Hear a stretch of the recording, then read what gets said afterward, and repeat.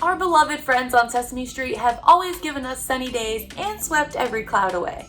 But of course, in 50 years of airtime, there's no surprise that even Sesame Street has a few dark alleys. Oh, hi. Mom and Dad, if you're listening, you might want to put the earmuffs on the kids for this episode of Cool Stuff, Strange Things.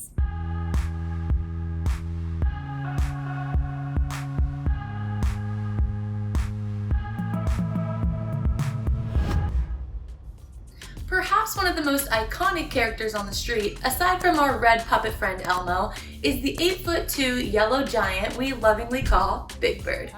Your friend and mine, Big Bird is one of the original puppets on the street and still graces our television screens with love, compassion, and happiness today.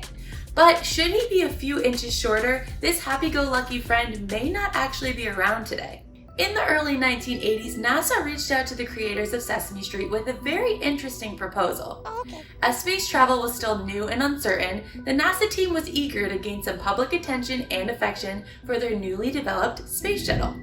The Challenger mission was sure to be one for the books, and what better way to get young kids excited about space than by sending their good friend Big Bird up into the galaxy.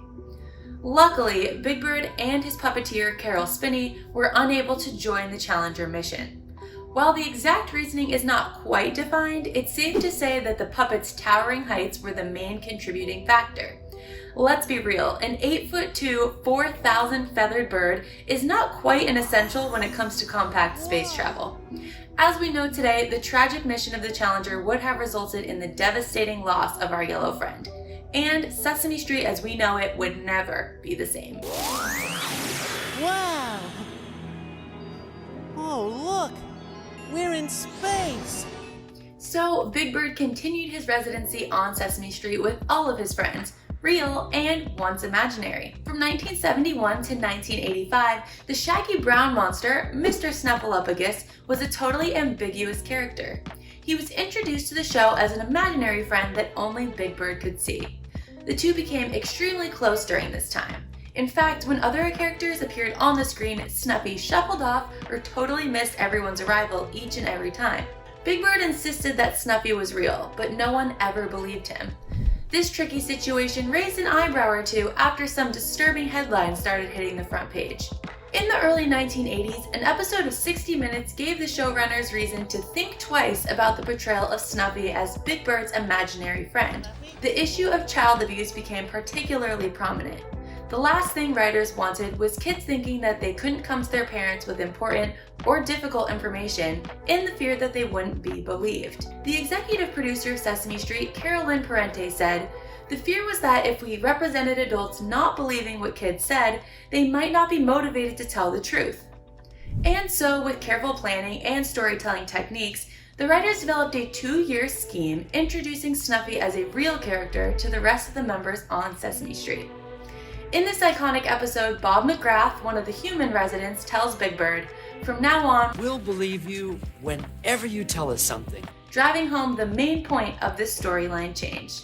While Big Bird and Snuffy maintain their friendship on the street, they're of course accompanied by a whole melting pot of characters: Elmo, Cookie Monster, Oscar the Grouch, and the cloak-wearing Count. While Count Von Count was originally modeled off of Count Dracula, we do have some reason to believe that this cape-wearing, castle-dwelling puppet is actually a vampire. According to many claims on the Muppet Fan Wiki page, the character has been described as a number-friendly vampire and a numerical vampire. However, according to the Count's official biography, he is not specifically listed as such. But why is Sesame Street so set on their Dracula inspiration? Well, in traditional folklore, vampires are said to have severe arithmomania, a type of compulsive disorder where individuals become obsessed with counting absolutely everything around them. Aside from the fact that vampires also, quite obviously, have huge fangs and are known to puncture humans and drink their blood, this wouldn't be a very good look for our friend the Count. I am Dracula. To be safe, we're gonna stick to his official about me and opt for Dracula inspiration, but hey, you be the judge. And if near-death explosions, imaginary friends, and OCD weren't enough, we're bringing to you one last honorable mention for other eyebrow-raising reasons. While only on the screen for a short period of time, Don Music became a quick fan favorite. Writing hit songs like Mary Had a Bicycle and Drive, Drive, Drive Your Car, he was quite the clever lyricist. However, as a musician, he was bound to make a few frustrating mistakes at the piano, and to voice his frustration, he often began shouting and banging his head against his piano. Naturally, kids at home began to follow this behavior, leading to some headaches and pretty severe injuries. Needless to say, Don Music was retired from the screen. Sesame Street will always be the sunny place we can call home.